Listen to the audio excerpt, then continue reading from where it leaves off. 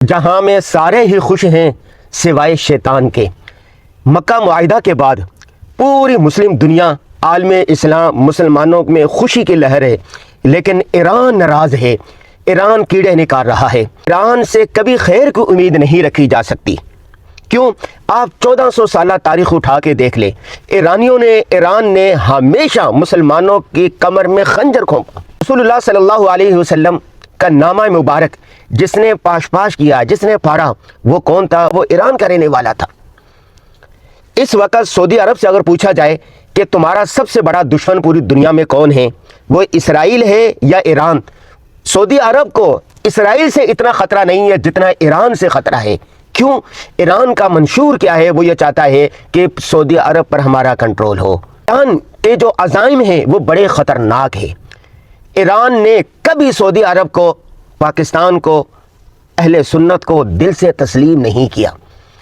اس وقت جب یہ ترکی کا، سعودی عرب کا، پاکستان کا یہ دفاعی معاہدہ ہوا تو آپ دیکھ لیں پوری دنیا میں ہر جگہ خوشی کے شادیانے بج رہے ہیں، لیکن ایران کے پارلیمنٹ اور ایران کے لوگ کہہ رہے ہیں یہ تو کاغذی حیثیت ہے، یہ کاغذی دفاعی معاہدے سعودی عرب کو نہیں بچا سکتے۔ زہر اگل رہے ہیں، زہر۔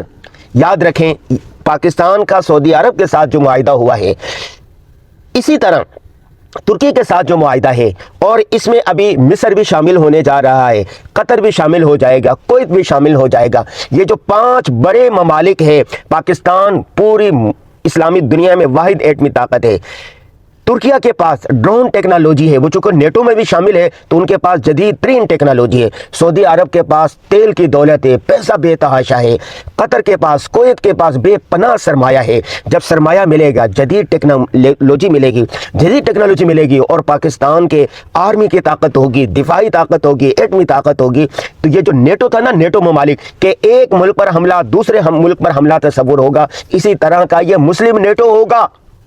پوری ان ممالک کو واشنگٹن کی طرف دیکھنے کی بھی ضرورت نہیں رہے گی، امریکہ سے بھی آزاد ہوں گے، بیجنگ کی طرف، چین کی طرف دیکھنے کی بھی ضرورت نہیں ہوگی، یہ بالکل آزاد ہوں گے، اور پوری دنیا میں ایک مسلمانوں کی دھاک ہوگی۔ جہاں کہیں مسلمانوں کا مسئلہ ہوگا، مسلم دنیا کا کوئی مسئلہ ہوگا، کسی مسلمان کو تکلیف پہنچے گی، وہاں پر یہ ممالک وہاں پر جائیں گے۔ دوسرا بڑا فائدہ کیا ہوگا؟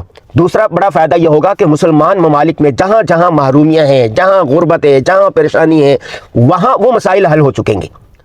جیسے پاکستان کے پاس اس وقت غربت ہے، خطے غربت سے نیچے 10 کروڑ سے زیادہ لوگ زندگی گزار رہے ہیں۔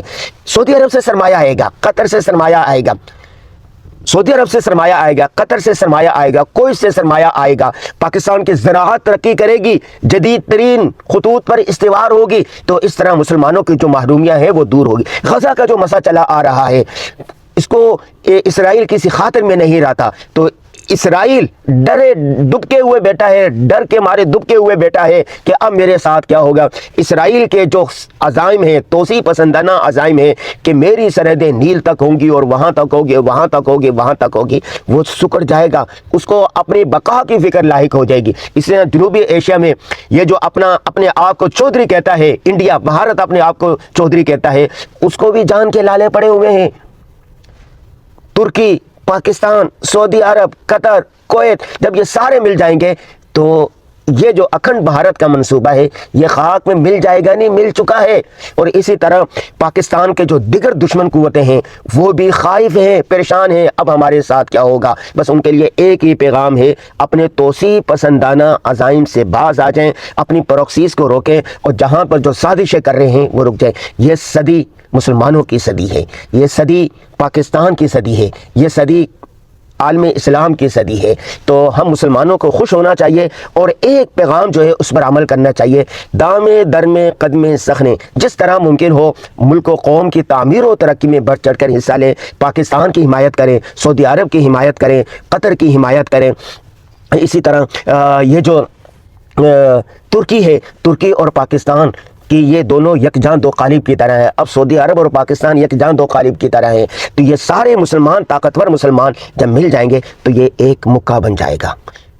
ایک انگلی کی طاقت الگ ہے، 2 انگلی کی الگ ہے، 3 کی، 4 کی، اب یہ مکہ بن چکا۔ 5 مسلم طاقتور ممالک مل کر ایک ناقابل شکست قوت ہو جائے گی اور مسلمان سر اٹھا کر جی سکیں گے۔ پاکستان زندہ باد، سعودی عرب زندہ باد، ترکیہ زندہ باد۔